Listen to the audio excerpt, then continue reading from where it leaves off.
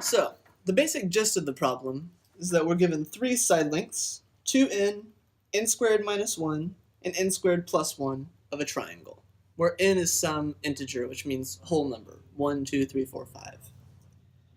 What the problem wants us to prove is that if these are the side lengths of a triangle, the triangle is a right triangle, meaning one of the angles has 90 degrees. So the first thing that Christopher does, which we also have to do, is determine which is going to be the longest of these lengths. This picture here is, I think, probably the easiest way to figure this out. And so what we can say is, we know n squared plus 1 is greater than n squared minus 1, because positive 1 is greater than negative 1. So now we just have to figure out which is bigger, 2n or n squared plus 1. And what this diagram here shows is that n squared plus 1 kind of has this curved parabola shape. And basically it's going to be growing a lot faster than 2n for n greater than 1. And so this is kind of an intuitive way to understand n squared plus 1 is going to be the greatest or the longest side length. So with that in mind, we can use the Pythagorean theorem. And so if you remember the Pythagorean theorem from high school, basically what it says is if there's three side lengths in a triangle, we'll just call them A, B, and C. The two shorter side lengths, A and B, if the sum of their squares is equal to the square of the longer side length, then this is a right triangle. So maybe more simply, that's just saying this side length, 2n squared, plus this side length, n squared minus 1 squared.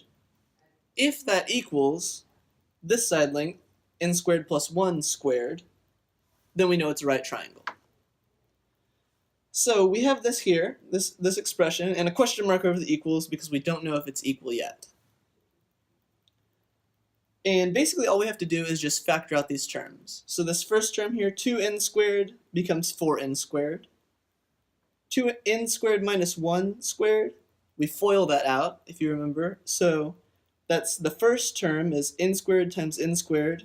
We get n to the fourth.